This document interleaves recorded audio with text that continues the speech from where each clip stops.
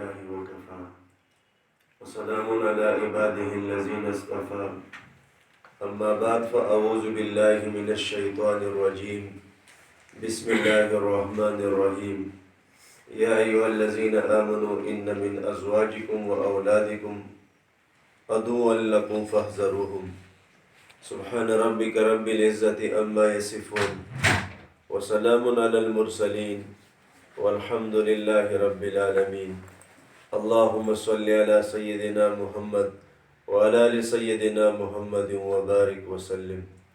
जो अहल दिल होते हैं वो गुनाहों को छोड़ देते हैं, हुक्म खुदा को नहीं बल्कि अपने दिल को तोड़ देते हैं।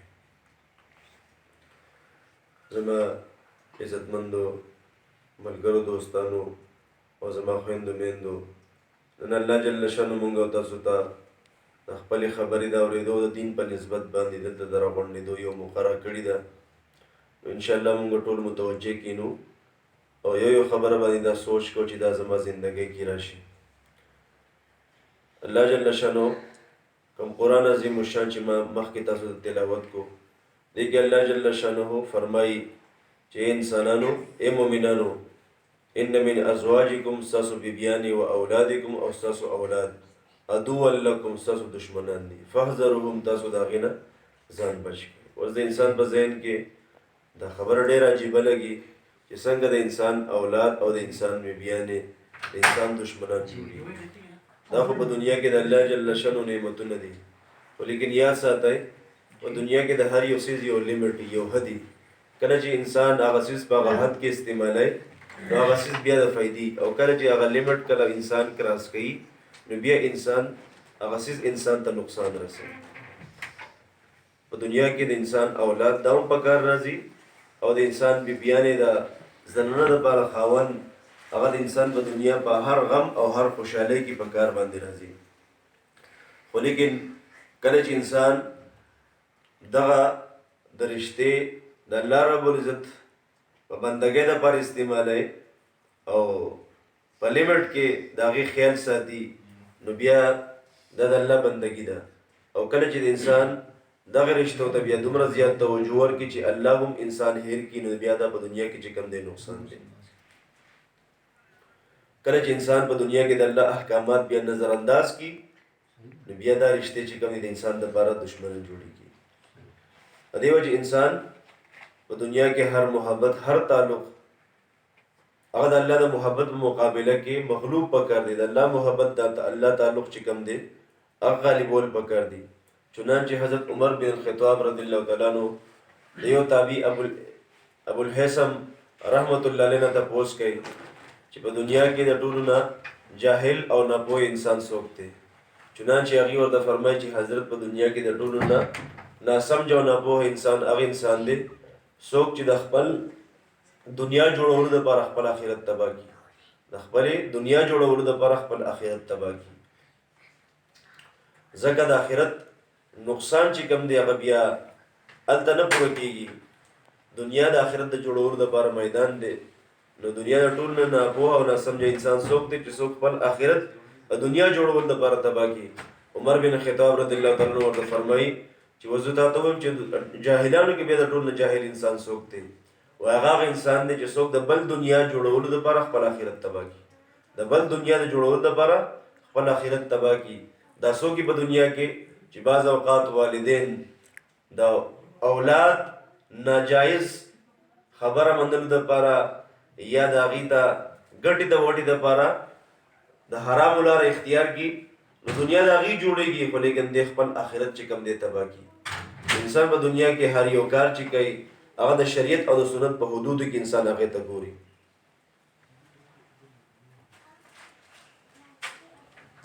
ज़माई से बंदो अल्लाह जल्ल शानो पर दुनिया के ज़मूंगा उसासो दा आमालो खरीदार दे अल्लाह जल्ल शानो दा इंसान रंग सूरत और शक्ल तचिकम दे और माल दौलत तना अल्लाह मुहताज दे और ना अल्लाह जल्ल शानो ताक़त चिकम दे मतलूब दी बल्कि अल्लाह ता ईमान आमाल और नेक ज़िंदगी मतलूब है। अल्लाह अकबर कबीरा चुनांचे फरमाए इन्नल्लाह ला यंजुरु इला सुवरिकुम वला इला अमवालिकुम वलाकिन यंजुरु इला कुलूबिकुम व आमालिकुम। अल्लाह जल्ल शानु द इंसान द ज़ुल्म भी उपारी दे الله د انسان زړه ته ګوري چې په دې زړه کې د چا مینه د چا محبت دی او د زړه د چا په سوچ او خیال کې چې کوم دی زندګي تیره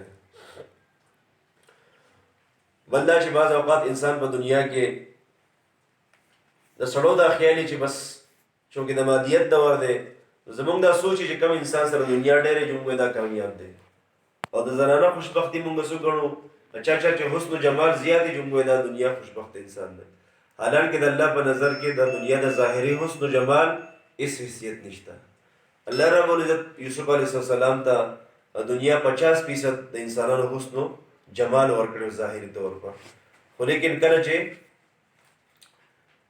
رونه کوي ته گزاره او بیا د کوي نه قابلې والا راخېجای نو د مصر په بازارونو کې په 100 کوټو سکو خرڅيږي په 100 کوټو سکو یعنی هغه سکه چې هغه نه لګي کوټه شوی خرابې شوی الله اکبر کو د الله په نظر کې دین علما فرمایي کو د الله په نظر کې د حسن ظاهري سو مقام او حیثیت وي یوسف علی السلام بیا په 100 کوټو سکو باندې نه خرڅېدو الله دنیا ته خدای چې د الله په نظر کې د ظاهري حسن جمال اس قدر قیمت نشته زمای زمند په دنیا کې زمونږ احساسو 100 منزلونه دی او باغې کې 100 رکاوټونه دي چې مونږ تاسو د خپل منزلوم پتو لګي او دا غي رکاوټونو پتو لګي او بیا دا غي رکاوټونو مونږ ځان بچو او خپل منزل او خپل مقصد ته چې کوم دي ځان رسولو کوشش وکړو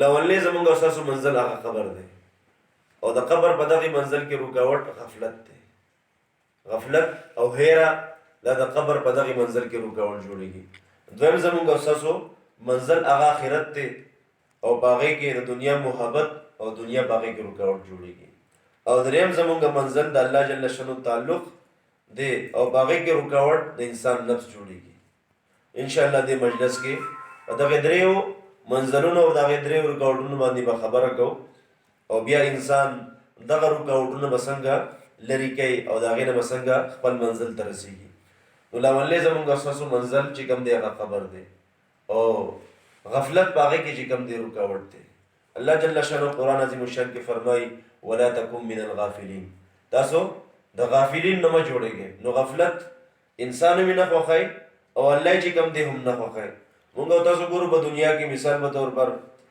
یو ملګری د بل ملګری نه وسوجه خپشي ویره ته زما تاسو نه کې نه ما ته کال کې نه زما تاسو کې لار د زمون اکثر په دې خپي چې دا زمونږ خیر خبر نه اخلي بیبي په کور کې د خپل خاون نه په دې وجه خپي چې ته مونږ لټیم نه راکې او چې شر دلار شي بیا د ټول خلک چې کم دې هېری د چا تاسو نه کې نو په دنیا کې انسانانو غفلت نه خوښي او الله جل شانو غفلت نه خوښي الله فرمایي ولا تکم من الغافلین تاسو د غافل نه جوړیږئ نو قبر زمونږ اساسو منزل دی او باغې کې غفلت چې کم دی غرو کاوت جوړیږي او عزتمندو دا یو تریخ حقیقت دی چې هیڅ حکم د زړه نه تسلیمه الله فرمایي کل نفس ذائقه الموت کو څوک مني او کو نه مني چې زړه غواړي او کو نه غواړي الله وايي هر نفس پدا ذائقه سکی انبیاء کرامو دا ذائقه سکلی دا دنیا بادشاہانو سکلی دا نو مونږ تاسو خو عام خلک کې مونږ تاسو به هم سکو او مونږ تاسو په خپل ژوندۍ کې خپل والدین خپل مشرانو په دې اوګو باندې اوچت کړل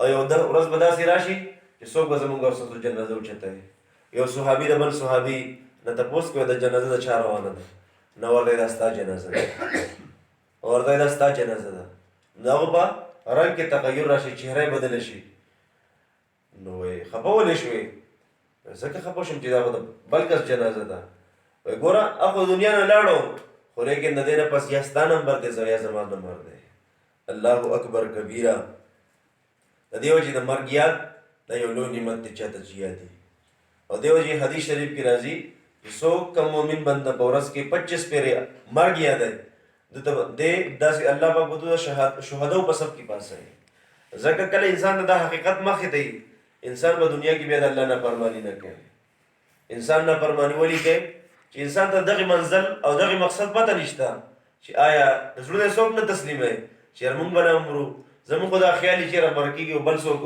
او موږ خو بس مزه کو په دنیا کې زموږ خلا ځواني ده موږ خلا ټیکیو نه نه نه بلکې کلم چې الله جل شانو د انسان هغه نیټه پوره کې بیا باغ کې نه ځواني حاجتي نه بګي د صحت حاجتي نه بګي د بیماری حاجتي بلکې انسان بیا دنیا نزي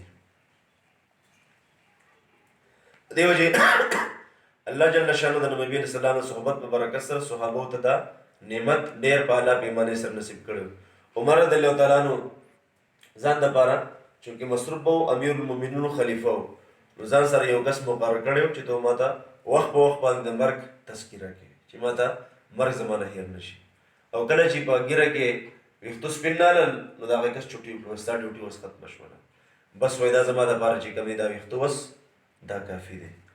عزتمندو په وجود کې ویښتو سپینېدل دا د مرګ چې کوم دی سفیر دی، وجود کې کمزوري راتلل دا د مرګ سفیر دی. چنانچه حضرت د مرګ د فرشتې نه اسرائیل السلام نه یو پیغمبر دی تپوس کوي چې تو دنیا ته چې کله د انسان مرګ لرازې نو خپل قاصد خو رالیږه که نه؟ نو هغه ورته زه خپل قاصدین رالیږم خو څوک څوک هغه قاصد ته غور نه کوي. وایي څنګه قاصد رالیږي؟ وایي ګوره وجود کې ویښتو سپینېدل دا د مرګ قاصد دی، وجود کمزوري کېدل بیماري راتلل دا قاصدان دي. نو دا مونږ تاسو ته وخت په وخت باندې دا خبر راکوي چې ستا اوس چې کوم دی وخت تلو ته نږدې دی او مرګ چې کوم دی دا د الله د نعمتونو د واپس قبضه کېدو نوم دی. ځوانۍ کې د انسان نظر 6/6 برابري، خو لیکن بیا یو داسې وخت راشي چې ورو دې چشمې واچوي، بیا ورته په چشمو کې هم چې کوم دی سونه ښکاري، بیا دې ځان ته نږدې کوي، قریب کوي.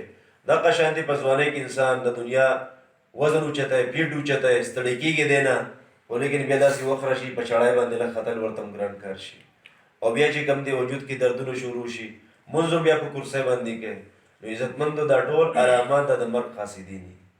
او کله چې په انسان په دنیا کې د دې نعمتونو قدرداني وکړله، الله جل شانه به دا نعمتونه انسان ته بیا په اعلی پیمانه باندې ورکړي او که چېرته ناقدري ونه کړله دغه نعمتونه بیا همیشه دپاره د انسان نه الله یې واخلي. په دې وجې مونږ تاسو په دنیا کې د الله دې نعمتونو چې کوم دی قدر وکړو او دې خیال وساتو.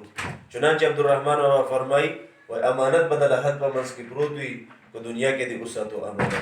عزتمندو اوس زموږ او ستاسو مرضي ده چې مونږ په دې جسم کې خیانت کوو او کو امانت یې ساتو. خیانت په دې کې دا دی چې د الله د نافرمانۍ نه دا مونږ بچ کړو، دا امانت دی. او خیانت دا دی چې دا مونږ او تاسو د خپل من مرضۍ د باندې چې کوم دی استعمال کړو. چنانچه محبوب صلی الله علیه وسلم مونږ او تاسو ته یو نصیحت کوي، زمونږ او ستاسو زړه او سترګې کوله وایي. نبی علیہ السلام فرمایي کن فی الدنیا کأنک غریب او عابر سبیل. تاسو په دنیا کې داسې زندگی تیروئ لکه څنګه چې یو پردیسی یو مسافر یا په لارې تلونکي یو مسافر رواني، یا یو پردیسی یا په لارې تلونکي مسافري. څنګه چې انسان بهر ملک ته لاړ شي پردیس ته، نو په هغه پردیس کې انسان ته خپل بال بچ را یادېږي او بنده چې پردیس کې څوک ځان اوږدو غمونه فکرونه نه کوي بلکې توجه او سوچ کوم طرف ته خپل وطن طرف ته. زمونږ او ستاسو اصل وطن چې کوم دی جنت دی. د جنت نه الله جل شانه زمونږ آبا و اجداد آدم علیه السلام او دغه والد دغه بیبي اما هوا دنیا ته رالیږلي وه د دې مقصد دپاره چې انسان په دنیا کې د الله بندګي وکړي او بیا اصل ځای اصل کور زمونږ او ستاسو چې کوم دی جنت دی. د هغه ځای فکر او د هغه ځای خیال چې کوم دی پکاري په دې دنیا کې چې کوم دی انسان د دنیا سره محبتونه کوي. الله اکبر کبیره.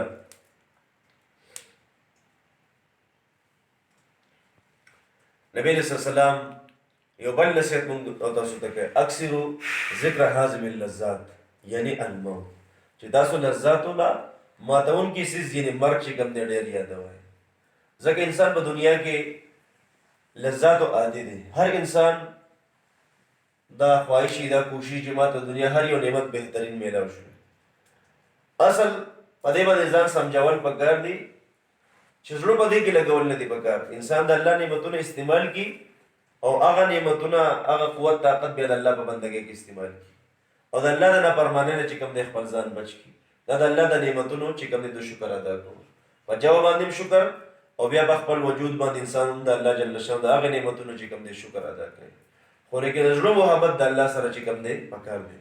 الله جل شانه انسان پر زړه کې د بل سیز محبت چې کوم دی نه خوښوي. او حدیث شریف کې راځي چې د انسان الله جل شانه د شرک نه پاک دی. کله چې د انسان پر زړه کې د بل سیز محبت وي د الله محبت د هغې نه چې کوم دی وځي. الله محبت د بل سیز سره شرکت چې کوم دی نه خوښوي. الله اکبر کبیره. نو انسان لذات انسان د الله د یاد نه غافل کوي. لذات د دنیا هغه انسان د الله جل شانه د یاد نه د خپل مقصد نه غافل کوي. نو نبی رسول الله فرمایي چې تاسو مرګ یادوئ نو تاسو به لذات تاسو بیا د الله نه به غافل کوي. ډېر دنیا چې کوم الله والا الله پاک داغي کیفیت به داسې جوړ کی چې بیا دنیا داغي د اصلو چې کوم د خپل ځان ته نه متوجه کوي. زمونږ د سلسله یو لوی بزرگ حضرت خواجه عبید الله احرار رحمت الله علیه الله جل شانه د دنیا بار دولت دومره ورکړیو چې داغو اسونه به د سونې او د چاندۍ په موږو به تړل. د سونې او د چاندۍ په موږو باندې به خپل اسونه تړل. خو لیکن د الله مینه محبت سهالو یو کس ته پوښتنه کې چې حضرت د دنیا او د الله مینه څنګه یو ځل کې کېدی شي. نو ورته څه فرمایي چې دا موږي د سونې او چاندۍ د پزماګه کې د نړولو لپاره دي، دا په بشلو کې ځای کولو لپاره نه دي، بلکې دا په ځمکه کې د خښولو لپاره دي. او بیا به وي چې دا دنیا خو د الله لپاره ده. اگر دارت برای دوست دارت، دا خو د الله لپاره خرج کوم او د الله په نوم باندې خرج کوم د مقصد لپاره ده. او ای به کومه په دنیا کې پیری مرید کوله نو په دنیا کې به یو پیر ته یو مرید نو ملو شي. خو لیکن زموږ ژوندۍ مقصد وای د نبی رسول الله د سنت په دنیا کې ژوند کول دي چې بس د محبوب صلی الله علیه وسلم سنت د هر انسان په سر باندې په چهره باندې وجود باندې سجاو شي. دا زموږ د ژوندۍ مقصد دی. موږ بخارا سمرقند ته نو دغه بزرگ هغه چې کوم خانقاه وا کوم مدرسه وا کوم ځای وا ته لاړو ډېر یو بهترین پرسکون ځای وو. نو کوم ځای کې چې انسان الله یاد کی هغه ځای کې الله بیا سکون پیدا کړي. ډېر بے انتهایی سکون والا ځای وو او 400-500 سال صدو هغه ونی لګېدلې وي. یو غټ تالاب ولته هغه زمانه کې به دنیا د مختلف ملکونو خلک براتل حضرت نو ذکر اسکار زده کول او هلته به د الله په یاد کې بیا زندگی تېروله. نو عزتمندو دنیا د محبت ځای نه دی بلکې محبت د الله سره چې کوم دی پکار دی. یو الله والا ته یو کس ورته حضرت پلانې بس د مرګ نه بار بار بچ کېږي او د مرګ نه چې کوم دی بچ کېږي. نو ورته وایي دی د مرګ نه بچ کېږي بلکې دی چې څومره هم بچ دی مرګ ته چې کوم دی رسېږي. نو عزتمندو آخر چې کوم دی انسان ته مرد وتل دی مرنا ایک دن مرنا آخر موت ہے کر لے جو کرنا ہے آخر موت ہے. انسان سومو کی یو نه ورځ د مر سره چې کوم دی مسافیا او غاړه ورکول دي. نو بهترین او خوش قسمت انسان څوک دی چې هغه د مرګ نه مخکې د مرګ تیاری وکړي. او مرګ انسان ته په کم حالت کې راځي کم حالت کې د جدي ژوندۍ تیرې. چنانچه یو ډېر نیک ډاکټر هغه اکثر به اپریشني کولې هغه وایي چې زما د مخې تقریبا 100 کسان زما د مخې چې کوم دی وفات شوي دي. نو باغې کې 2-3 کسانو ته صرف د کلمې توفیق ملو شو او باقي 97 یا 96 کسان چا دنیا یو خبره کول د مرګ په وخت کې.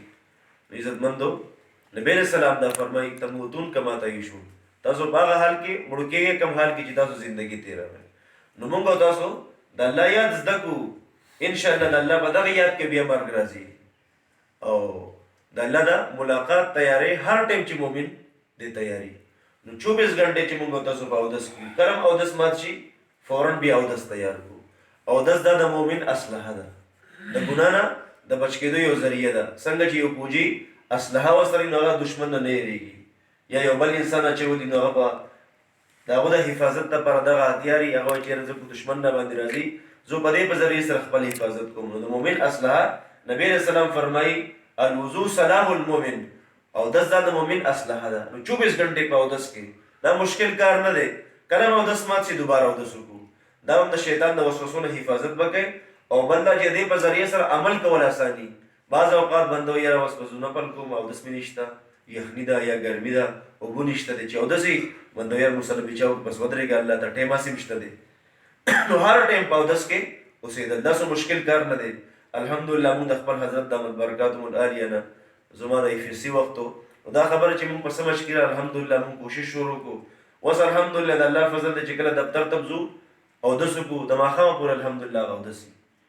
نو الله انسان ته سټم نه بخپله جوړه کی. تاسو ګور یو کراټسمن چې کله کراټسمن جوړیږي نو په ورځ باندې کراټسمن نه یا یو بل داسې ریسلر نو په ورځ باندې ریسلر نه بلکې آهسته آهسته آهسته آهسته نو الله چې کوم دی دغه استقامت بیا نصیب کړي.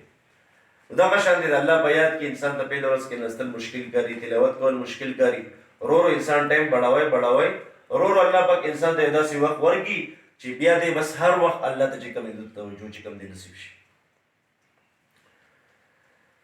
الله اکبر کبیره. نو عزتمندو غفلت الله هم نه خوښوي، انسانان هم نه خوښوي. او د قبر په یاد کې د قبر په دغې منزل کې غفلت رکاوټ دی. بس په دنیا کې د غفلت یو څو صورتونه دي. یو صورت دا دی چې کله انسان ته الله پاک بعض اوقات د نعمتونو ډېر زیات نعمتونه ورته ورکړي، نو هغه نعمتونه هغه بهتات هغه کثرت انسان د الله نه غافله کړي. انسان په هغې کې دومره مصروفه شي چې الله دې چې کوم دی هم هېر شي. بعض اوقات دکاندار چې کوم دی ټول اوس په دکان کې او چې کله مونځ ته راشي نو بس ټول حساب کتاب په مونځ کې شروع شي. کله چې سم نه ټوله شپه د دکان خوبونه انسان نو د ورځې انسان په دکان کې او د شپې دکان په انسان کې بیایي. الله اکبر کبیره. انسان د نعمتونو د بهتات او د کثرت په وجه باندې بعض اوقات چې کوم دی هم غافله کېږي. په دې وجې زموږ مشران فرمایي وایي جو دم غافل سو دم کافر. کومه ګړی انسان د الله په یاد کې نه غافله تېره کړه گویا هغه ګړی دو په کفر کې چې کوم دی تېره کړله. الله موږ او تاسو د خپل یاد دپاره پیدا کړي او هر څیز د کائنات بوټي ونې مارغان ځناور هر یو څیز د الله یاد کې صرف موږ او تاسو غفلت چې کوم دی اختیار کړی دی.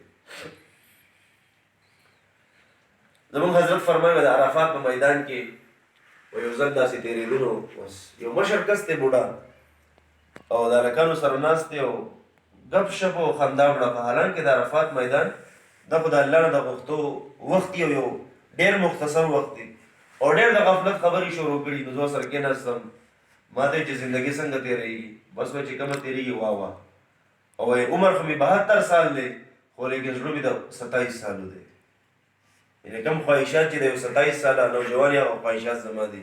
نو عزتمندو دا صحیح انسان په غفلت کې.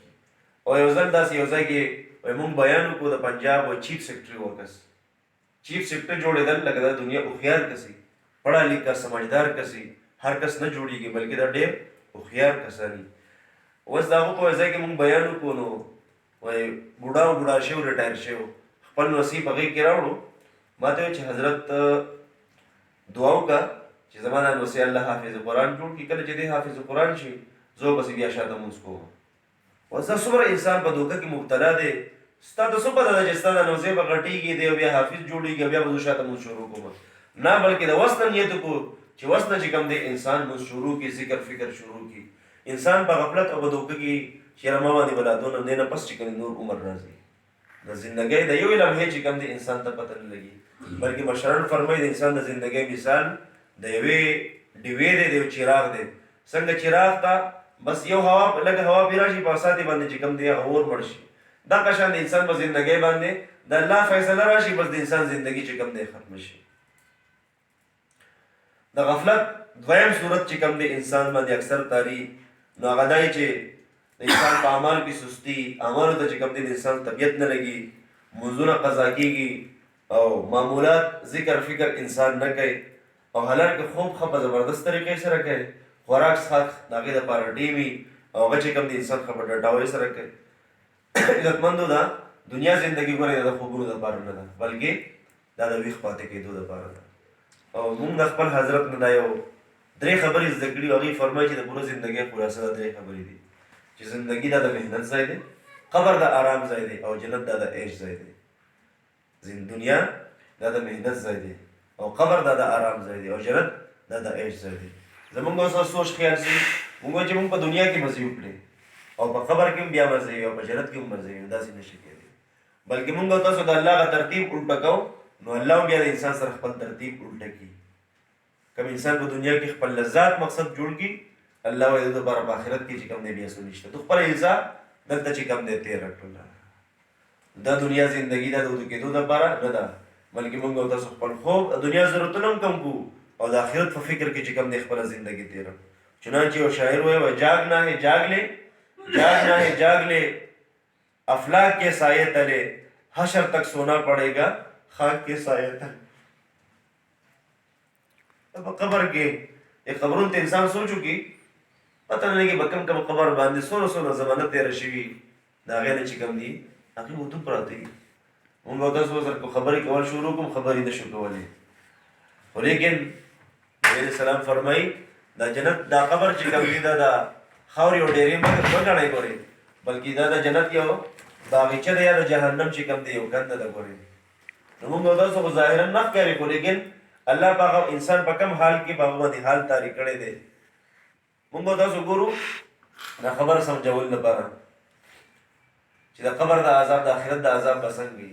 موږ او تاسو خو ښکاري نه. عزتمندو د دې جهان حالات بدل دي، دغه جهان حالات بدل دي. موږ او تاسو ګوره په ویښه باندې یو شانتې حالي او کله چې ویده شو که نه نو په خوب کې انسان څومره اوږده خوبونه ویني، بعض اوقات په تکلیف کې، نو جسم ته خو هېڅ تکلیف نه وي خو لیکن انسان په خوب کې چې کوم دی تکلیف محسوسوي. دغه شانتې په قبر کې حالي چې موږ او تاسو ته خو یو شانتې ښکاري خو لیکن دننه د هغې حال چې کوم دی بدلي. نو جاگنا ہے جاگ لے افلاک کے سائے تلے، حشر تک سونا پڑے گا خاک کے سائے تلے. د غفلت دریم صورت دای چې بعض اوقات کور کې نوجوانان بلکې دې زمانې ټول نوجوانان تقریبا داسې کوي او چاته چې الله لږ ډېرې پیسې ورکړي نو بیا هغه زنانه هم بیا چې کوم دی بهر ته وځي، په پلاني هوټل کې به روټۍ خورو، پلاني ځای کې به روټۍ خورو. عزتمندو کله چې انسان د خپل کور نه بهر ته وځي او داسې بهر ځایونو کې روټۍ خوري نو اکثر چې اډر ورکوي نو 2-3 ګنټه نیمه هلته ځای کي، بیا چې کانه راځي بیا په هغې کې ټایم ځای کي، بیا د هغې نه بس ګنټه 2-3 ټول ټایم انسان به دغه کې چې کوم دی ځای کي. او کم خلک چې دې عادت جوړ شي بیا ورته په کور کې روټۍ هم به زه نه ورکوي، کله یو خوا ځي کله بل خوا ځي. نو هغه قیمتي زندګي کم چې د الله د راضي کولو دپاره یي هغه انسان چې کوم دی ځای کي. عزتمندو زمونږ او ستاسو خبر منزل دی او دا غفلت په هغې کې رکاوټ دی. نو موږ او تاسو هر غفلت چې کوم دی ختم کړو او په هوش او سوچ سره چې کوم دی فکر سره په دنیا کې زندگی اختیار کړو. دویم آخرت زمونږ او ستاسو منزل دی او دنیا محبت په هغې کې رکاوټ، دنیا نه بلکې دنیا محبت په هغې کې رکاوټ دی. دنیا خو د آخرت د جوړولو لپاره الله راکړې ده، بلکې دنیا محبت دې څیزونو سره محبت کول نه دي پکار. الله اکبر کبیره. یو الله والا نوجوان، بالکل نوجوان، یو کسې خوب کې ویني والد صاحب چې دا مړو ته چې کم دی د شپې مالې هر کس ته یو بازار لګېدلی، یو ځای لګېدلی دی او هر مړی راځي او د اعمال یو پنډو کې ریسیو کوي، چا له تحفه رالیږلي چا له تحفه رالیږلي او هغې چې کوم دی ځان سره وړي. نو دې کې دی یو بابا وویني، هغه بابا ته وایي چې تا چا څه تحفه نه ده رالیږلې او ته ولې بې فکره ناست یې؟ وایي زما یو ځوان زوی دی چې هغه دکاندار دی خو لیکن هغه دومره اعمال که ټول ورځ مسلسل په دکان کې قرآن مجید چې کوم دی په یادو باندې ختموي او ماسخوتن چې شي نو هغه ما ته په طور تحفه چې کوم دی راولېږي. الله اکبر کبیره. دی چې راویښ شي دغه کس چې کوم دی لاړ شي هغه نوجوان هغه چهره تو په خوب کې لیدلي وګوري چې هغه نوجوان په یو لاس باندې اخیستل خرڅول کوي او مسلسل شونډې چې کوم دی ډکېږي او دې تپوس کوي چې ستاسو عمل دی وایي الحمدلله زه روزانه دې دکان ته راځم خو لیکن د هغې سره سره پوره قرآن هم چې کوم دی ماښام ما ختم کړي. عزتمندو لاس او خپې د دنیا په کار کې اخته دي خو لیکن زړه د الله په یاد کې چې کوم دی اخته کول پکار او دا مقصد دی. دنیا بهترینه چې کوم دی انسان وګټي او بیا یې چې کوم دی د الله په بندګۍ کې چې کوم دی استعمال کړي. زکات پکې هم ورکوي، صدقات پکې هم ورکوي، د مور او پلار هم حق ادا کوي، د بال بچ باندې هم حق ادا کوي. یاد ساتئ حدیث شریف کې راځي چې د انسان په عمل نامه کې به د ټولو نه زیات وزني عمل سوي، کمه پیسه او کمه نفقه چې انسان په خپل بال بچ باندې خرج کوي، د اولاد باندې چې کوم انسان ګټه وټه کوي هغه پې خرج کوي، هغه ټول نه زیات وزني. اصل خبره ده چې انسان بعض اوقات ګوره دنیا په وجه باندې اذان کېږي او انسان لمونځ قضا شي. دلته چې کومې دنیا په وجه باندې د انسان د الله نه فرماني حرام کار انسان اختیار کړي، دغه څه چې کوم دی منع دی. نبی علیہ السلام فرمایي ان الدنیا خضرة حلوة، دنیا چې کوم دی دا خوږم ده او شنم ده. دنیا کې موږ او تاسو ګورو، تاسو چونکې د بحرین یا د کالام ته بحرین ته دې ته خلک ولې راځي؟ دلته شینکۍ زیات دی، شنه ده او د شینکۍ نه د انسان زړونه مړېږي. یو پیر انسان لاړ شي انسان چې بیا بار بار لاړه دی. یو ځل موږ د سفر کې تللو یو ډېره ښایسته علاقه وه، نو دا دریا بهېدو او چک چاپېره واورې او ښایسته علاقه نو ما هغه ملګري ته وایي چې نن زما په سمجھ کې دا خبر راغله چې الله په دې جنت کې بار بار چې کله الله د جنت د تذکره کوي نو الله وایي جنات تجري من تحتها الانهار، جنات تجري من تحتها الانهار، چې دا جنت څه دی باغونه وي او د هغې د لاندې به چې کوم دی نهرونه بهیږي. نو واقعي په هغه ټول لاره باندې مسلسل ما هغې نظارو ته کتل او د الله جنت راته راغی دی چې د الله جل شانو جنت به څومره ښایسته وي، چې الله دا دنیا دا ځای دومره ښایسته پیدا کړی چې د الله جل شانو جنت به چې کوم دی څومره ښایسته وي، چې الله بار بار په قرآن عظیم الشان کې د هغې صفات بیانوي. نو انسان د هغې جنت د حصول دپاره په دنیا کې چې کوم دی کوشش کوي. نبي علیه السلام وفرمایل چې دنیا ښایسته هم شنه هم ده او خوږه هم ده. تاسو ګورئ کوم انسان ته چې شوګر ولګي نو هغه په دسترخوان باندې د ټول نه زیات مشکل کار ورته څه وي د هغې خوږو نه ځان بچ کول ورته مشکل وي. او چې انسان څومره هم خواږه وخوري د خوږو نه زړونه مړېږي او دویم د شینکي نه چې کوم دي د انسان زړونه مړېږي. نو دا امتحان دی زمونږ او ستاسو. الله جل شانو قرآن عظیم الشان کې فرمایي انا جعلنا ما علی الارض زینة لها لنبلوهم ایهم احسن عملا. ما په دنیا باندې د زیب و زینت پردې واچولې چې ستاسو امتحان واخلم چې څوک په تاسو کې احسن عمل کوي. نو زمونږ او ستاسو امتحان شروع دی چې کوم انسان د دې دنیا سره محبت کوي او کوم د الله سره چې کوم دی محبت کوي. د دې وجې زمونږ مشایخ فرمایي الدنیا سحارة، دنیا دا یو جادوګر ده. دا په ډېرو خلکو باندې جادو کوي خو لیکن څوک د هغې هغه جادو مات کوي، څوک د هغې په جادو کې قریب کوي. دنیا کې مخکې زمانه کې هاروت او ماروت دا د امتحان په طور پر باندې دوه فرشتې الله دنیا ته رالیږلي وي.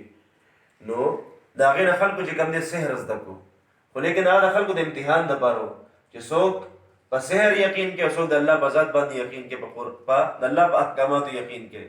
نو خلکو هغه سحر د دنیا د غلطو څیزونو دپاره استعمالول شروع کړل او په هغه سحر باندې به خلکو څه کول د ښځې او د خاوند په منځ کې به تعلق کټ کوو، د رشتو په منځ کې به تعلق کټ کوو. نو زموږ مشایخ فرمایي چې د هاروت او د ماروت د سحر نه دنیا سحر زیات خطرناک دی، ځکه د هغې سحر په وجه باندې به د ښځې او د خاوند په منځ کې تعلق کټ کېدو او د دنیا د سحر په وجه باندې د الله او د الله د بنده په منځ کې تعلق کټ کېږي. دا دنیا انسان د الله نه چې کوم دی لرې کوي. د دې وجې یو ورځ علي رضی الله تعالی عنہ ته مال غنیمت د دنیا سونه چاندي منبر کې چې کوم دی بلا پرتو، نو هغې منبر ته مخاطب و سونه چاندی ته و یا صفرا یا بیضا غری غیري، ای د دنیا سونې او چاندی بل چا ته دوکه ورکه، موږ ستا په دوکه کې چې کوم دی نه راځو. عزتمند د صحابو لولو کرامت خو لیکن اصل کرامت د هغې څو اصل کرامت د هغې دا نه و چې هغې په بغیر کشتونه په سمندر کې تیر شي. سعد بن ابي وقاص رضی الله تعالی عنہ سره د پوره لښکر بغیر کشتۍ نه چې کوم دی پورې وتل. الله جل شانه د موسی علیه السلام دپاره د فرعون نه د بچاو دپاره الله پاک موسی علیه السلام ته چې په دې دریا باندې دا خپله اسه وه الله ورته 12 لارې جوړې کړي خو لیکن د الله پیغمبر دی، الله د خپل پیغمبر د خپل حبیب د غلامانو دپاره پیغمبر ورسره نشته صحابو سره خو لیکن د پیغمبر غلامان دي د نبی صلی الله علیه وسلم د سنت متبعین دي. الله دا به صحابو دپاره په سمندر کې لارې جوړې کړي حتی تر دې چې کتابونو کې لګي چې د یو مجاهد نه پکې یو لوښی یو پیالی ګزاره شي پاتې شوي دي. نو چې کله د مسلمانانو لښکر امیر بهر ته پورې وځي وایي لکه د چا نه خو څه پاتې نه دی، وایي حضرت زمانه پکې زما یې د اوبو څښلو یو پیالی پاتې ده. نو هغه وایي دریا ته حکم کوي چې دی هغه هغه زما دې ملګري هغه پیالی م را بهر کړه. دریا یو چپه ووهي او هغه پیالی چې کوم دی را بهر کړي. الله اکبر کبیره.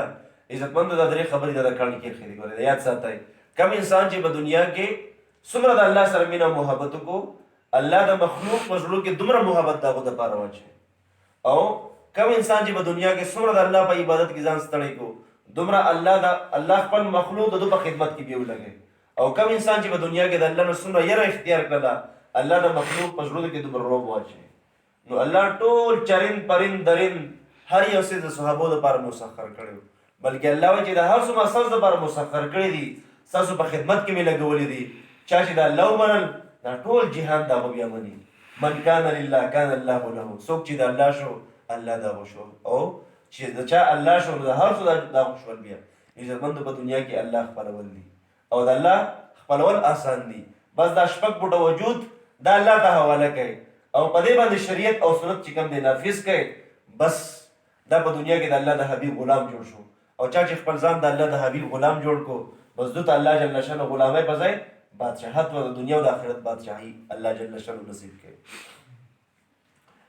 الله اکبر کبیره. نو صحابه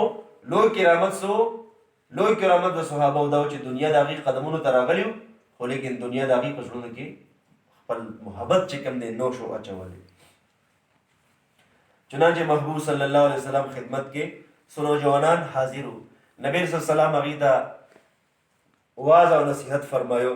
نبی صلی الله علیه وسلم هغه نوجوانان تپوس وکړي من اکیس الناس و اعظم الناس، چې دنیا کې د ټول نه هوښیار او عقلمند انسان څوک دی؟ نبی علیہ السلام ورته فرمای اکثرهم ذکرا للموت، څوک چې مرګ ډېر په کثرت سره یادوي، و اکثرهم استعدادا للموت، او د مرګ لپاره یاد صرف نه بلکې د مرګ تیاری هم کوي. اولئک الاکیاس، دا خلک چې کوم دي هوښیار دي. او بیا نبی علیہ السلام فرمایي چې د دنیا او د آخرت شرافت او خوشبختۍ چې کوم دي خلکو ګټه وټه وکړه. نو عزتمند یو د مرګ یادول او بل د مرګ د پاره چې کوم دي تیاری کول د دنیا د هوښیار انسان علامت دی. خو دا ممکن نه مونږ تاسو دنیا بیا بیوقوف او احمق خلک یو. الله جل شانه مونږ تاسو د خپل په نظر کې د خپل حبیب صلی الله علیه وسلم په نظر کې دنیا هوښیار خلک کې چې کوم دي داخل. آمین. عزتمند په دنیا کې د غافل انسان 24 غنټې څنګه تیریږي؟ الله اکبر کبیره. څنګه چې سهار شي نو دنیا کو دکانداري بس دې دکان طرف ته مخه کی او سوچ سوی چیرې بس دومره ګټه وټه مو وکړي، بس دا کوي مقصد دی. او کو یو انډسټریالیسټي بزنسمینی نو هغه یې راځو به دومره پروډکشن په خپله کمپنۍ کې کوم که یو کلرکي دنیا د یو ملازم نو دی وایي چې راځو به دومره فایلونه نن په سیب باندې دستخط کوم او دومره فایل ورک به کوم او دومره کار به کوم. او کو زنانۍ نو زنانه سوچي چې یاره بس سهار به پاسم ټول کور به ورې به جارو کړم او بس ماشومان به سکول ته لېږم او بیا به سالن به فلانې څیز به تیار کړم او فلانې څیز به تیار کړم. ټول سوچ او خیال چې کم دی دغه تېرېږي. ورځ په دې کې تېره شي او بیا چې کله ماښام شي نو مشران کسان څوک ټي وي ته کښېني، څوک څه ته کښېني، څوک اخبار ګوري او څوک چې کم دی نوجوان اکثر موبایل کې گیم ته ناست انټرنیټ ته څوک کښېني. په دغه سوچ او خیال کې 24 غنټې د انسان تېرېږي. سهار کېږي ماښام کېږي، سحر کېږي ماښام کېږي، و صبح ہوتی ہے شام ہوتی ہے زندگی یوں ہی مدام ہوتی ہے. زندگی یوں ہی تمام ہوتی ہے، صبح ہوتی ہے شام ہوتی ہے زندگی یوں ہی تمام ہوتی ہے. تاسو موږ یقینا زه په خپله ډېر سوچ کوم. کله وړوکوالي زمانه وه نو په دې وخت کې ډېر برکت و. د جمعې دا ورځ د چوټۍ به نو تېرېدمه نه، موږ به پکې دومره یعنې کھیل کود به مو کو، ستړی به شو په کھیل کود کې. او بیا د دنیا نور کارونه هم پکې مو کړل، غر ته پکې لاړو، یو خوا پکې لاړو، ستړي به شو. وخت کې ډېر زیات برکت و. اوس په وخت کې هغه برکت نشته دی. دا جمعه دومره زر راځي یقینا موږ ته پته هم نه چې جمعه بیا رارسېدلي. الله اکبر کبیره. نن بیا تاسو ګوره شلمه روژه ده. یقینا ما ته بلکل محسوس شوی ده چې دا شل روژې آیا موږ نیولي دي. دغه شان د دنیا زندګي به هم په یو درس سره چې کوم دی تېر شي. یو پیغمبر شاید نوح علیه السلام یا یو بل پیغمبر دی، الله ورله ډېر عمر ورکړی و. الله جل شانه دې تپوس کې چې زما پیغمبره تا دنیا زندګي څنګه وموندله؟ نو ورته یا الله بس داسې محسوس مې کړه چې یو عمارت یو بلډینګ وي، د هغې دوه دروازې په یو دروازه انسان انټري وکړي او په بل دروازه باندې انسان ایگزټ کې بهر ته وځي. بس دغه د دنیا زندګي. تاسو په خپله سوچو کې هر انسان چا به 30 سال، چا 20 سال، چا 15 سال، چا 40 سال، چا 50 سال په دې مجلس کې به ناسي. تاسو په خپل زندګۍ سوچو کې ځه چې آیا انسان ته دا محسوسېږي چې ما دومره زندګي په دنیا کې تېره کړله؟ نه، بس یو ګپ دی چې الله ورته دوکه ویلي دا دوکه ده. او په دې دوکه کې چې کوم دی مونږ او تاسو چې کوم دی ګرفتار یو. او بیا چې کله ماښام شي نو څوک یو خوا روټۍ له، څوک بل خوا روټۍ له، څوک په یو حال کې، څوک دغه 24 غنټې زمونږ او ستاسو شیډولي چې دنیا زندګي هسې تېره شي. روټۍ ته عزتمند خو لیکن یو بل شیډول هم کاش چې زمونږ او تاسو دا وي چې زمونږ او تاسو دا فکر و چې یار نن ما دومره سپارې تلاوت به کوم، نن به دومره نوافل کوم، پلاني ټایم کې او پلاني بیمار کرسي به کوم او پلاني ټایم کې به چې پلاني سره خیر ښېګڼه کوم، جنازه کې به شرکت کوم. یعنی د خیر کارونو ته هم انسان په خپله زندګۍ کې شامل کړي. دغه د خیر کارونو به صرف په کار راځي او باقي به هر څه ځایي. یو بزرګ و، چا دې تپوس وکړو حضرت وایي ستاسو عمر څومره دی؟ باباجي ستاسو عمر څومره دی؟ وایي زما عمر صرف 6 کاله دی. زما عمر صرف 6 کاله دی. کس حیران شي چې د عمر خو اتیا او یا کال عمر دی چې زما 60 کال عمر دی. نو چې هغه نوجوان حیران شي نو دی ورته چهره ته وګوري چې دی حیران دی. نو دی ورته حیرانېږم او زما عمر اصل عمر مې 60 کاله دی، دا 50 کاله مې ضایع شوي دي. وایي دا 60 کاله مې د الله په یاد کې تېر کړي دي، دا باقي اصل ضایع شوي دي. میرے زیست کا کیا حال پوچھتے ہو، نہ بچپن بڑھاپا نہ میری جوانی، جو چند ساعت یاد دل بر میں گزری وہی میری زندگی. عزتمند واقعي کم زندگی چې کم لمحات چې د الله په یاد کې تیر شول دغه زندگی ده او باقي شرمندگی ده.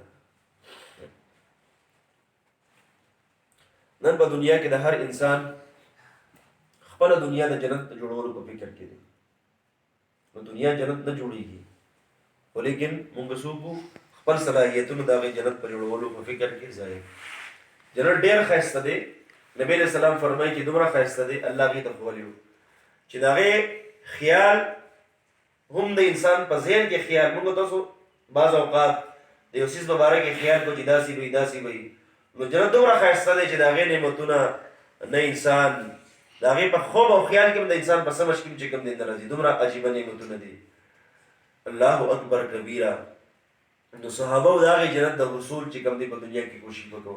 یو صحابي یو غزوه کې نبی صلی الله علیه وسلم تراشي دغه کلمه ووایي او کجوري خوري. نبی صلی الله علیه وسلم ورته وایي چې دا کافران زمانه چا دفع کړل جنت ته چې کوم دی به داخل شي.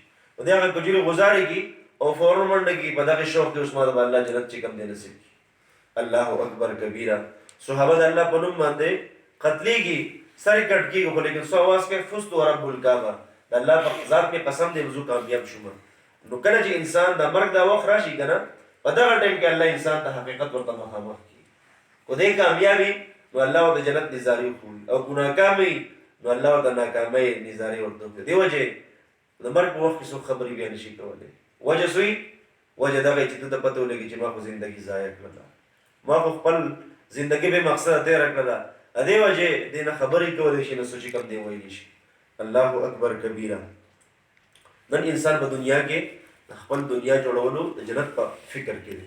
عزتمند موږ تاسو د خپل جنت جوړولو په فکر په دنیا کې وکړو. الله اکبر. د هر انسان دا کوشش چې زما لباس او زما ظاهر زما کپڑے زما کور دا د هر چا نه ښایسته وي.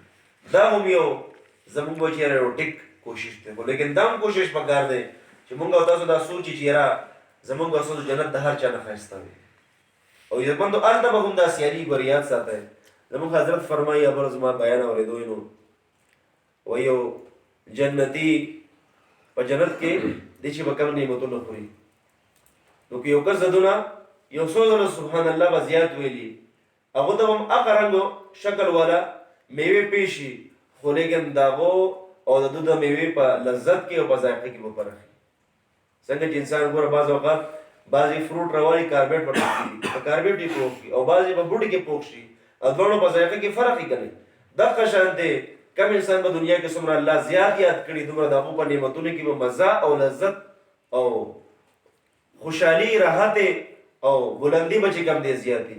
چنانچه حدیث شریف کې راځي چې یو جنتي به په جنت کې د یو عجیبه خوشبو اوري. دی به تپوس کوي چې دا خوشبو د کوم ځای نه راغله. نو فرشتې به ورته چې دا ستا نه صرف یو بیا سبحان الله زیات په دنیا کې ویلی دی دا د هغې خوشبو ده. الله اکبر کبیره. چې انسانو په جنت کې د هېڅ افسوس او ارمان به نه کوي. ګورې جنت د افسوس او د ارمان ځای نه دی بلکې د ارمانو د پوره کولو ځای دی. خو لیکن انسانو په هغې وخت پسې به افسوس کوي کوم چې د الله د یاد نه بغیر تېره کړي. ځکه چې هلته انسان ته په یو سبحان الله په یو الحمدلله په یو الله اکبر باندې څوم مقام میلاویږي هغه انسان ته به هلته بیا پته ولګي. نو جنت ته تلل د الله په فضل دی، خو لیکن د جنت مقامات د جنت بنګلې د جنت نعمتونه د په عمل باندې دي. څومره چې انسان زیات اعمال په دنیا کې کړي دومره به ته اعلی پیمانې والا نعمتونه چې کوم د انسان ته میلاویږي. عزتمندو په دنیا کې دیندار انسان خپل دنیا هم آخرت جوړوي. دیندار انسان خپل دنیا هم آخرت جوړوي. زموږ مشران فرمایي تاسو خپل سوچ صرف بدل کړئ، روح بدل کړئ، باقي چې کوم دی آسان دی. مثال په طور پر یو کس چې کوم دی روټۍ وخوړله نو دو هېڅ نیت نه دی کړی دی روټۍ وخوري بس ادو شي یا ګناهونه کوي. نو دو دنیا د الله په نافرمانۍ کې استعمال کړه. بل یو نوجوان دی دو روټۍ وخوړه بسم الله سره وخوړله د الله شکر بیا ادا کو او بیا الله ته چې کوم دی ودرېدو الله ته جاړي، نوافل یې وکړو، تراویح وکړل، دو د الله د نعمتونو شکر ادا کړو او دو د الله غ نعمت د الله په خوشحالولو د الله په رضا کې چې کوم دی استعمال کړو. دغه چې کوم دی فرق دی. الله اکبر کبیره.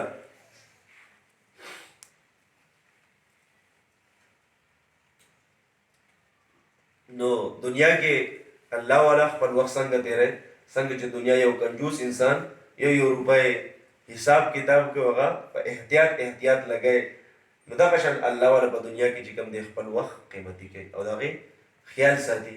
حضرت جرجاني رحمت الله علیه باره کې راځي چې یو ځلې د ستوان ټکولیو، ستوان کې چې ډېر کسان نه پیژني، موږ په خپل نه پیژندل الله والا کې ستوان دی ته چې دا وربشه وټکې میچن باندې او هغه به خلکو په اوبو کې مکس کړل او هغه به اسکل په هغه پخوانۍ زمانه کې. نو جرجاني رحمت الله علیه هغه ستوان په اوبو کې به واچول او اسکل به یې ډارې کړو. یو کس ته تپوس کوي چې حضرت تاسو دا ستوان ولې اسکئ، روټۍ ولې نه خوئ؟ نو هغه ورته وایي چې ما حساب کتاب وکړو چې په روټۍ باندې د شپن وهلو او بیا په تېرولو کې او د ستوانو مقابله کې یو پیره کې په یو نوړی کې 70 پیرې سبحان الله زه زیات ویلی شم. د 50-60 سال نه ما روټۍ خوراک بند کړي دي او زه په ستوانو باندې ګزاره کوم. زموږ حضرت فرمایي چې دې خبرې زما په زندګي کې خلاف پیدا کړی چې انسان دومره لګا، دومره فکر والا په دنیا کې زندګي تېره کې، دومره خپل ټایم قیمتي کوي چې او چې زما په روټۍ باندې د شپن چې کم لګي چې دا هم چېرته زمانه چې کم دی ضایع نه شي او زه د الله په یاد کې داسې زندګي تېره کړم. خواجه ابوالحسن خرقاني رحمت الله علیه زموږ سلسلې بزرګ تېر شوی دی، د هغو ملفوظاتو کې دا خبره لیکلې ده.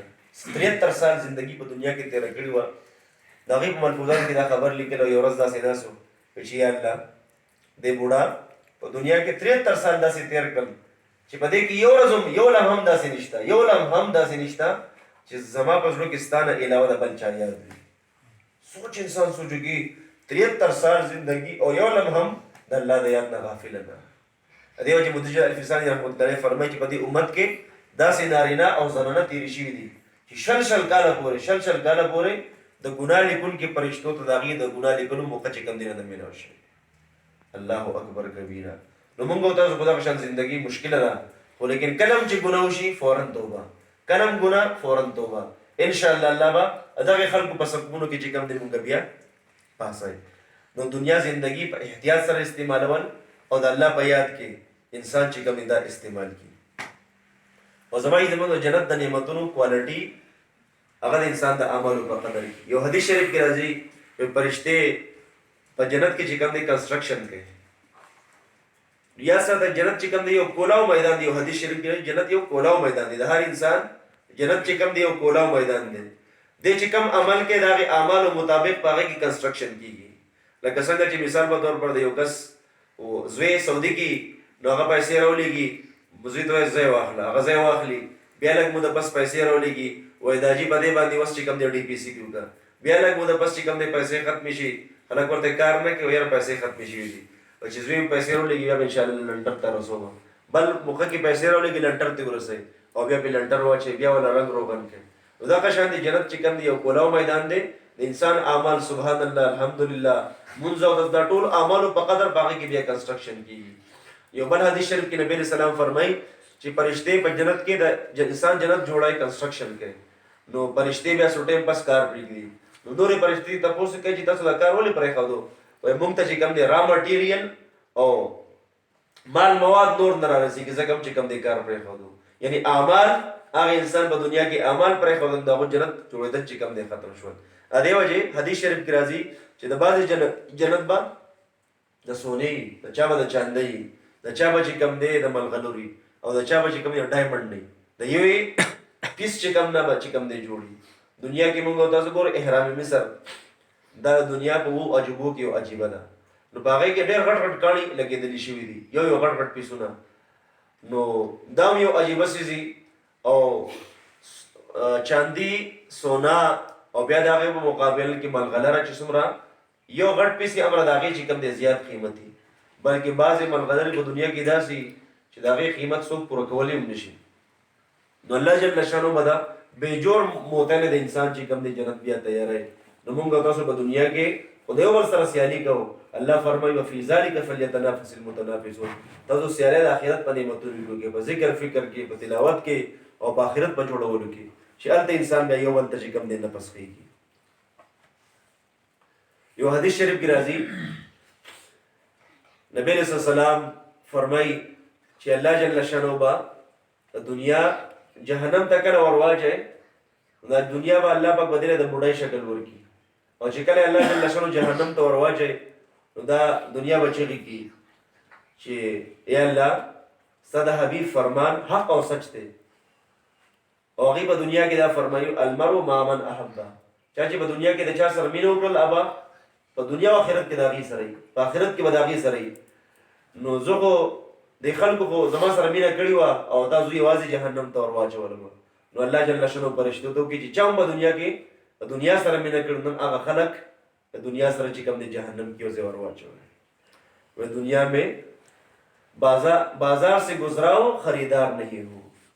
عزتمندو د دنیا مینه چې کوم دی هغه خطرناک ده. الله اکبر کبیره. عزتمندو انسان باندې په دنیا کې یو غم راشي، نو غم بعض اوقات انسان پریشانه کړي، بنده یاره زمرګ برابر دی راشي بده دی غنو به غم شم. خو لیکن د آخرت غم بیا داسې غم دی چې البته مرګ بیا نشته. اب تو घबरा के ये कहते हैं कि मर जाएंगे, मर के बेचैन न पाया तो किधर जाएंगे. انت بیا په مرګ باندې چې کوم دیم خلاصې در بیا نشته. عزتمندو دویم زمونږ اساسو منزل سو دی، آخرت زمونږ منزل دی او دنیا محبت باغې کې رکاوټ دی. دریم د الله تعلق زمونږ منزل دی او د نفس خواهشات او د انسان نفس باغې باندې رکاوټ دی. دیو چې الله جل شانه قرآن عظیم شان کو فرمایل قد افلح من زکاها. کم انسان چې د خپل نفس تزکیه وکړله دغه انسان د دنیا چې کوم دی کامیاب او کامران انسان دی. د مکه مکرمه چې کوم کافرانو هغه په بت پرسته کې سر پخته وو. د دې دور مسلمان په هر قسم ګناه کې اخته دی، چرته زر پرستی، چرته ځن پرستی، چرته زر پرستی، چرته چې کوم دی دا ټول د بت پرستۍ اقسام دي. دا ټول محبتونه چې انسان باغی گرفتاری او د الله نه لري کې دا ټول د بت پرستۍ اقسام دي. د دې ټولو بت پرستۍ چې کوم دی انسان توبه کوي. چنانچه قرآن عظیم الشان کې الله جل شانه فرمای ارایت من اتخذ الهه هوا. و آیا تاسو دا کسو قوم چې کوم انسان په دنیا کې خپل خواهشات خپل رب جوړ کړي، یعنی خپل خواهشات دومره دغه اتباع کوي لکه څنګه اتباع چې د الله په کار ده، الله دې د خپل خواهشات داسې اتباع کوي. د مکه مکرمه کافرانو هغه به د بوتانو سره داسې محبت کو يحبهم كحب الله، اندادا يحبونهم كحب الله. هغه به د خپل بوتانو سره داسې محبت کو لکه څنګه چې د الله سره مینه محبت پکار دی. او نن الله جل شانه په خپل فرمایي چې دی خپل خواهشات سره داسې مینه محبت کوي لکه څنګه چې د الله جل شانه سره مینه محبت کول پکار دی. چنانچه حضرت بایزید بستامی رحمت الله علیه یو ځل خوب کې د الله جل شانه دیدار وکړو. الله ته چې یا الله ستا درته نزدېکت په سو باندې به حاصلېږي. نو الله ورته فرمایي دع نفسک وتعال، خپل نفس باندې قدم کېږده او ما طرف ته راځه. نو هغې فرمایل جنت دوه قدمه دی، جنت دوه قدمه دی. یو قدم په خپل نفس کېږده او دویم قدم الله ته وړاندې کې بس جنت ته به رسېږي. عزتمندو په دنیا کې خواهشات دا د انسان په سترګو باندې پټای واچي او انسان د الله نه چې کوم دی غافله کي او انسان د الله په نافرمانۍ باندې بیا هلکوي. په نن سبا دور کې دا د مادیت دور دی، دا د فتنې دور دی. یاد ساتئ دا د فتنې دور دی، د فساد دور دی، د مادیت دور دی. او نبی صلی الله علیه وسلم فرمایي چې قرب قیامت به دا فتنې داسې په تیزۍ سره راځي لکه څنګه چې دا تسبیح راته روشلېږي داګۍ، نو هغه دانې پټاپټ ځمکې ته په تیزۍ سره ګزاره شي، یعنی ودن ا سیکنډ کې هغه ټولې دانې ګزارې شي. نبی علیه السلام فرمایي چې دغه شان فتنې به دومره په تیزۍ سره راځي. تاسو په خپل لږ سوچ وکړئ چې یو کال به مخکې څه حالت و، بیا د هغې نه څو کاله مخکې څه حالت و. نو دومره چې کوم دی فتنې چې کوم دی په تیزۍ سره راځي. او په نن سبا دور کې چې کوم دی د نوجوان لپاره د نوجواني زنانه فتنه او د نوجواني زنانه لپاره د نوجوان فتنه چې کوم دی. زنانه اکثر شیطانی په زړه کې دا خیال اچولي چې یاره تو لږ په ځان بناو سنگار کې چې کوم دی بهر تو وځه چې خلکو ته ښایسته ښکاره شي. او د نوجوان په ذهن کې یعنی هغه بیا د ګناه ارتکاب کې بد نظرۍ ارتکاب کې، نو دواړو طرف ته چې کوم دی انسان په ګناه کې چې کوم دی گرفتار شي. د زنانه په زړه کې شیطان د وسوسه ور واچوي چې تو خلکو ته چې کوم دی بناو سنگار سره لږ بهر ته وځه او چې خلک ستا د حسن و جمال چې کوم دی تعریف وکړي، حالانکه دا شیطان او د نفس چې کوم دی دوکوي. او نوجوان دا سوچ کې چې یاره ته اوس د رشتې تلاش کوي، دی خو وګوره دی خو وګوره دی خو وګوره، په دغه ګناهونو کې چې کوم دی انسان اخته کي. او په دنیا کې یاد ساتئ اکثر د نوجوان جنۍ او د نوجوان هلک په ذهن کې دا خبره اچولي چې یاره ته اوس ځان دپاره رشته ګورې، نو دې څه کوي، یو سره په فون باندې رابطه، بل سره فون باندې رابطه، او بیا په غلطو کې چې کوم دی انسان اخته کي. نو موږ او تاسو همیشه داسې معاملات د خپل مشرانو په مرضی باندې د مشرانو سره تجربه وي. څومره نوجوانان هغه جنکۍ کو هلکاني هغې خپل رشته په خپله نه کول، بلکې د خپلو والدینو په ذریعې سره کول. بلکې دا خبره ذهن نه ایستل چې موږ به ځان نه انتخاب کوو، نه، بلکې انتخاب به زموږ والدین کوي، ځکه د هغې سره یو تجربه وي، هغې ته پته لګي چې څوک ښه اخلاق ولري، څوک خوش اخلاق دي، او زما د بچي دپاره کومه رشته چې کوم دی بهترینه ده. نو شیطان او نفس د انسان په ذهن کې دا واچوي چې نه تو په خپله باندې دا کار کوه، چې په خپله کار شروع کړي نو دا وادونه مخکې چې کوم دی په ګناه کې چې کوم دی انسان اچولي. یقینا موږ ته خو اکثر خلک رابطه کوي چې موږ سره دا چلو شو دا چلو شو دا چلو شو، نو په دغې چل کې چې کوم دی انسان عزت هم خراب شي، او بیا انسان چې کوم دی د هېڅ چې کوم دی په دنیا کې پاتې نه وي. او په نن سبا دور کې په تنهایۍ کې او د خلوت ګناهونه چې کوم دی زیات شوي دي. د موبایل نه چې کوم دی ځان ساتل. زموږ حضرت دامت برکاتهم العالیه چې دې زمانې د الله یو لوی ولی الله دی، قطب دی، هغې نه بار بار دا خبره په منبر باندې موږ اورېدلې ده چې شیطان څومره آلات په دنیا کې ایجاد کړي دي، رالېږلي دي، ټول نه زیات خطرناک آله هغه موبایل ده. نو فایده هم ده، خو لیکن نقصان یې چې کوم دی ډېر زیات دی. کم انسان په دې دور کې ځان د موبایل د فتنې نه بچ کو، باقي د لحاظونه چې کوم دی بچ دی، بلکې زه به ووایم چې دا ولی الله دی په دې زمانه کې. حدیث شریف کې راځي، بلکې دې نه مخکې بیا نوجوانان څه کوي، فیسبوک، واټساپ، فلان فلان فلان فلان فلان، بیا په هغې کې انسان په یو ښه کار پسې لګی دی، خو لیکن د دنیا اخوا دی په ګند چې کوم دی پسې شاته یو ویب سایټ بل ویب سایټ اکو راویدل شروع شي، او انسان په ګناه کې چې کوم دی اخته کړي. چنانچه محبوب صلی الله علیه وسلم فرمایي چې د قیامت په ورځ باندې بعضې خلک به داسې چې الله جل شانه به هغې ته سره په محبت په نظر به ګوري نه، الله به هغې ته چې کوم دی نظر اوچتی نه، دا به څوک دا به یو هغه انسان چې په دنیا کې بدکارۍ والا زندگی تېروي، په دنیا کې زنا ارتکاب کوي، او دویم به هغه بې پرده زنانۍ چې کوم کله سر ښکاره، کله چې کوم دی خپې ښکاره، کله چې کوم دی لاس ښکاره. نو اکثر زنانه داسې لباس اختیاروي چې په هغې کې پوره پرده نه وي. نو د زنانه دپاره چې کوم دی پرده انتهایی اهم او ضروري ده. او تاسو ګورئ دا پرده دا یو بعضې خلک به تاسو ته وایي چې دا خو بس هسې فضول څیز دی، نه، پرده انتهایی اهم څیز دی. په دنیا کې چې څومره قیمتي څیزونه دي ټول په پرده کې دي. مثال په طور پر خانه کعبه ده، نو د هغې نه غلاف کعبه الله چاپېره کړی دی چې غلاف پې نه خانه کعبه دومره حسین و جمیل نه ښکارېږي. تاسو څوک چې حرم ته تلي انسان د شپې ټایم کې دغې خانه کعبې ته ګوري، نو هغه غلاف په وجه باندې د خانه کعبې چې کوم حسن و جمالي، یقینا انسان وایي چې بس مسلسل مې ورته کتلی. نو دا قشان دي زنانه حسن څه دی؟ برقه، پرده، چې برقه او پرده لر شوله زنانه حسن و جمال ختم شو. بیا تاسو ګورئ حجر اسود د جنت کاڼی دی، نو هغه هم په پرده کې دی، د هغې نه هغه غلاف هغه خول دی د اوسپنې چاپېره دی. دا قشان دی قرآن عظیم الشان، دا هم د دې نه غلاف چې کوم دی چاپېره وي. الله اکبر. نو د زنانه قیمت چې کوم دی دا د غلاف او د پردې په وجه باندې. نو په دنیا کې د پردې اهتمام کول دا زموږ او ستاسو عزت دی، او زموږ او ستاسو چې کوم دی زندګي ده. عزتمندو، د الله جل شانه تعلق زموږه منزل او د نفس خواهشات په دې کې رکاوټ دی. اوس دا خپل نفس آخري او څو خبرې کومه چې د انسان نفس څنګه انسان قابو کړي، او د انسان دا نفس په د انسان په کنټرول کې څنګه راځي. نن د دغې نفس د کنټرولولو چې کوم دی حاجت دی، د انسان نفس انسان په خپله نشي مړ کولی، بلکې دې لپاره انسان د مشایخو تعلق اختیاروي. د مشایخو نه بیعت کېږي دې مقصد دپاره چې انسان ډېرې خبرې ته په سمجھ کې په خپله نه راځي. کله چې انسان د مشایخو په لاس باندې بیعت شي، نو انسان ته په خپله باندې د عیبونه ښکاره کېدل شروع شي، او بیا انسان ته الله یو فکر نصیب کړي، بیا رابطه کوي چې زما دې کار اصلاح وشي، زما دې کار اصلاح وشي، او په دې طریقې سره چې کوم دی انسان بیا اصلاح کیږي. بیعت چې کوم دی سنت عمل دی، خو لیکن یاد ساتئ د دې په ذریعه سره د انسان د فرایض حفاظت کیږي. عمل سنت دی خو لیکن د فرایض د انسان حفاظت پې کیږي. قرآن عظیم الشان کې الله جل شانه صحابه او زنانو ته څه فرمایي؟ یا ایها النبی اذا جاءکم المؤمنات، اے محبوب صلی الله علیه وسلم کله چې تا ته زنانا راشي، اذا جاءکم المؤمنات یبایعنک، تو هغې بیعت کا، الا ان یسرقنا، چې دی به غلا نه کوي، ولا یزنینا، او په دې باندې د بیعت واخله واده دې واخله چې دی به زنا نه کوي او غلا به نه کوي، ولا یقتلن اولادهن، او نه به خپل بچي چې کوم دی قتلوي. دغه شان مسلسل پسې بلا ګناهونه الله جل شانه د هغې تذکیر وکړي. نو بیعت کې انسان دا نیت وکړي چې زه به انشاءالله په دنیا کې نیکوکارۍ پرهیزګارۍ او زندګي تېروم. انسان دا عزم وکړي او د ګناه نه به ځان بچ کوم. باقي الله فضل کوي. یو صحابي نبی علیه السلام خواته راځي، یا رسول الله زما روزي نه غواړي.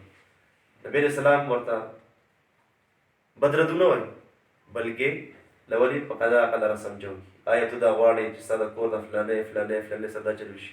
وایي نه. بیا د هغې نه پس نبی علیه السلام د خپل لاس راوالي او د هغې صحابي په سینه باندې کېږي. هغه صحابي فرمایي چې د هغې ورځ نه پس زما ده زړه کې د دغې ګناه نه بله نفرت د بلې ګناه نه دومره زیات نه و. اوس دا لاس کې ښودل د څه دپاره دا د نبي علیه السلام هغه توجه وه چې هغې صحابي د زړه ته یې منتقل کړل. نو مشایخ چې په دې زړونو باندې الله الله دا ضرب لګوي سړو له زنانو له نه سړو له صرف دغه مقصد دغه توجه منتقل کول دي. دغه توجه په ذریعه سره الله انسان ته خپل یو مینه یو محبت نصیب. الله اکبر کبیره. او زنانو چې دغه اعمال شروع کی الحمدلله داسې زنانه شته چې هغې پوره قرآن د ورځې ختموي. داسې الحمدلله سلسله کې زنانه دي چې پوره قرآن چې کوم دی ختموي. بس د همت خبره ده